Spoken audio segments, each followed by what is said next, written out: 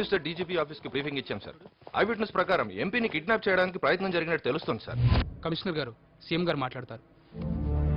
Sir, ఎంపీతో పాటు చాలా మంది చనిపోయినట్టున్నారు. అవును సార్, ఒకరిని హాస్టేజ్ గా కూడా తీసుకున్నారు సార్. ఎవరతను? ఆంధ్రవాహిని జర్నలిస్ట్ అంటే అతని పేరు జయదేవ్. ఆహా, నాకు ఎప్పటికప్పుడు సిచ్యుయేషన్ బ్రీఫ్ చేస్తూ ఉండండి. అలాగేనండి.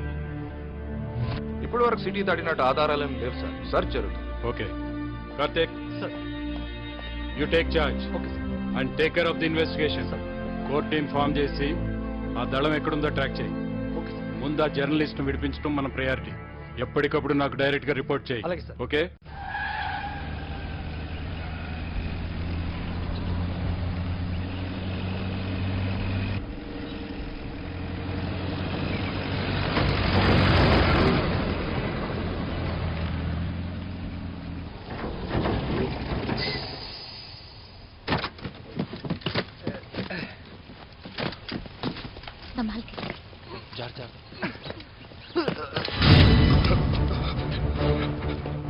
నేను మీకు శత్రువు కాదు. నన్ను వదిలేయండి, నన్ను వదిలేయండి. నన్ను వదులుతావా? చంపనా? నేను ఎవరికి అన్యాయం చేయలేదు. నేను మీకు ఎవరికి శత్రువు కాదు. మీ గురించి ఎవరికి చెప్పను. గన్నదులు గణేష్, ప్లీజ్, నేను ఎవరికి అన్యాయం చేయలేదు. ప్లీజ్. బిల్లు,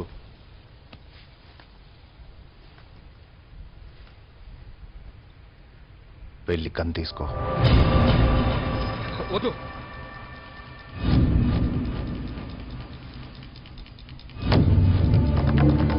రావద్దు, దగ్గర రావద్దు. కాల్ చేస్తాను. వద్దు వద్దు వద్దు, కాల్ చేస్తాను. కాల్ చేస్తాను.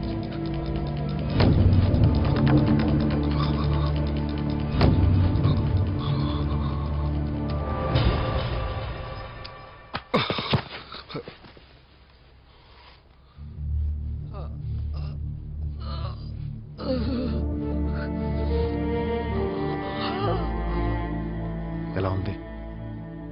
హాస్పిటల్కి తీసుకుపోవాలి. హాస్పిటల్కి వెళ్ళడం రిస్క్.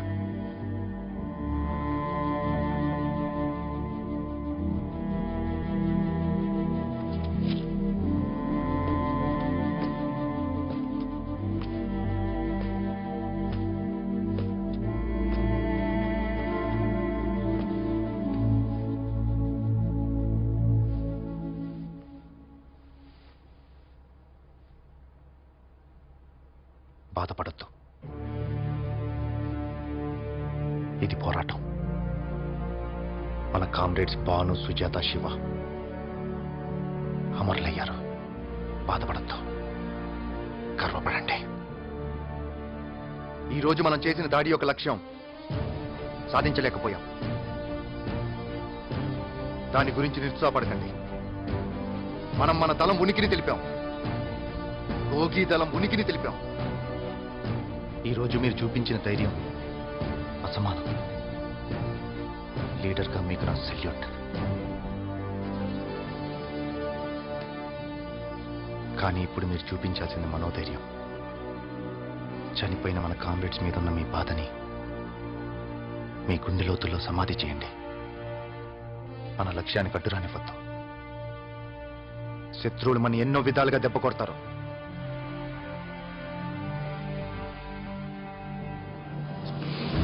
మనం సైనికులం.